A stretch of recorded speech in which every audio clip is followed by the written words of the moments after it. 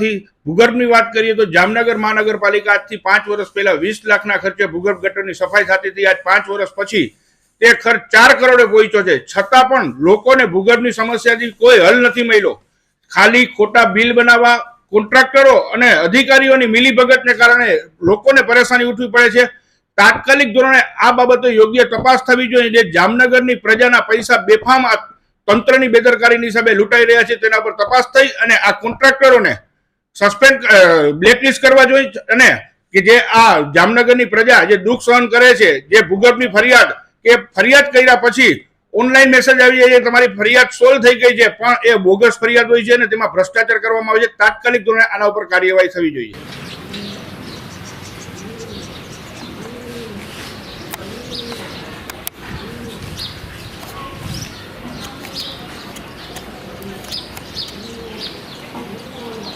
કરવામાં આવે છે।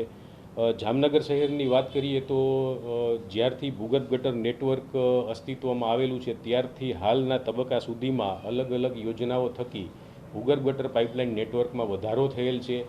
તે વધારો થયા બાદ તેમાં કનેક્શનની સંખ્યામાં પણ વધારો થયેલ છે। આમ ઉત્તરોત્તર દર વર્ષે પાઇપલાઇન નેટવર્કમાં વધારો, જે નવા વિસ્તારો ભળેલા છે તેમાં નવું નેટવર્ક બનાવવાની કામગીરી, આમ દર વર્ષે અલગ અલગ સમયાંતરે વધારો થવાના કારણે જે ફરિયાદોની સંખ્યા છે તેમાં પણ વધારો થવા પામેલ છે અને તેમાં જે ખર્ચ થનાર છે તેમાં પણ વધારો થવા પામેલ છે। આમ જામનગર મહાનગરપાલિકામાં જે ભૂગર્ભ ગટરની સફાઈ અંગેની ફરિયાદો છે તેમનો સમય મર્યાદામાં અને જે મુશ્કેલભરી ફરિયાદો હોય છે તેમનો પણ જરૂરી સમય મર્યાદામાં નિકાલ કરવામાં આવે છે અને તેમનું વેરિફિકેશન અમારા લગત ઝોનના ઇજનેરો દ્વારા રેન્ડમલી પણ કરવામાં આવે છે।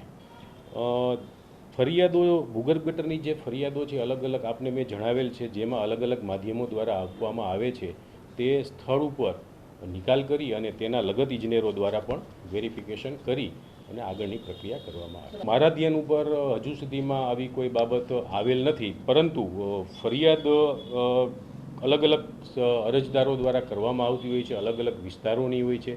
એક ફરિયાદ અલગ અલગ અરજદારો પણ અલગ અલગ વિસ્તારોમાં કરવામાં આવી હતી, તેમનો નિકાલ લગત ઝોનના ઇજનેરો દ્વારા અને એના લગત એજન્સીઓ દ્વારા કરવામાં આવે છે।